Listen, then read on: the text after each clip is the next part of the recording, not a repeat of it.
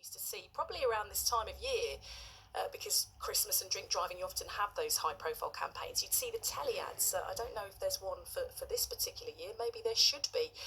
Dale is from Ongar, a taxi driver right across the county, and joins us now. Morning, Dale. Morning. Morning. Thanks for coming on. What are you seeing being on the roads a lot then? Yeah, I'm a taxi driver and I tend to work nights as well. I do see people speeding and darting in and out of the traffic, even on the side roads. They're going quite fast, and no concern for people who might be crossing the road and that.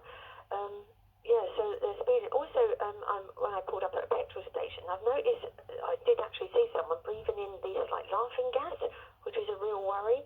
And he was behind the wheel, and then he just threw the canister at the petrol station. I actually filmed him and did report it. But and when I go around the side streets, I'm seeing piles of these little silver canisters. I've seen those. That's really worrying. I googled it last night. I think they could just sort of pass out behind the wheel. I see a lot more crashes on the road as well, and where there's not another vehicle involved, where they've just gone into a lamppost or just come off the road, and I'm like, how did that happen? So obviously they weren't aware of what they were doing. So it could be drink or drugs. So it's really, really worrying. I would say, people have been in lockdown, they probably want to get out and they probably want to drink, but do not drink and drive. It's just not worth it. Just get a black cab.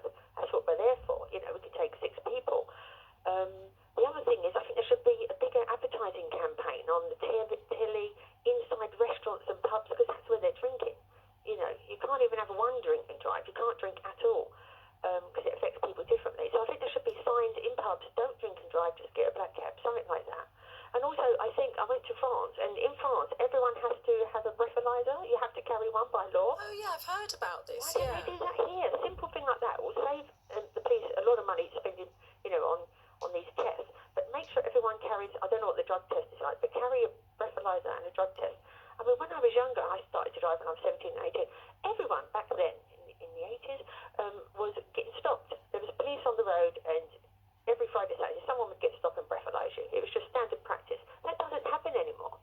I don't see that happening anywhere. Yeah, the police were saying they've kind of upped their patrols. They're doing more proactive stuff, which is why they're catching more drug drivers. Right. But cases, more cases are being found by police. Given what you've just outlined, I guess it's not entirely a surprise, Dale, that we are seeing higher numbers, because as you've said, you're seeing a lot of behaviour which could point to people driving under the influence of something. Yeah. Sometimes I pull up in traffic and I can literally smell this weed smell coming from a car. But it's these little canisters. I don't know, what the law is, or whether they can detect it or whatever, or where they get it from. It's just really worrying that this laughing gas, whatever it is, they're breathing that in, and that's really scary. Where do you feel is the most problematic area in terms of your driving experience? And when you're driving around, where do you think you see the most instances? Is it in the bigger towns, or where are you sort of most concerned about the driving? On the main roads and the side roads. Sometimes I'll be driving home like 2 or 3 o'clock in the morning, and there'll just be a car crash on the side of the road, not with another vehicle. And I think it's definitely, lost the plot, like he's drunk or high on something. He doesn't know what he's doing.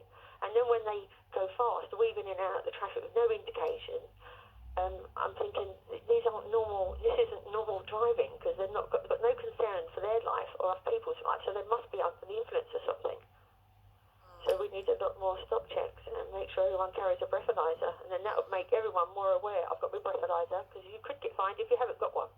Yeah, and there's been issues as well around people drinking the night before sometimes, and not realising, getting up early and driving early in the morning, that you've been out the night before and had a few drinks. Totally, it's in your system.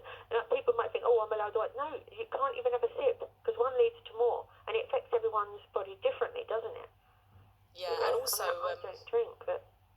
Thank you, Dale. Thank you for giving us a flavour of what it's like for you out on the roads as a taxi driver. Also, it depends on how much you've eaten as well. If you've not eaten much food and then you have a glass of wine, that's going to affect you differently to if you had a big meal. So there's all of that to take into consideration. I do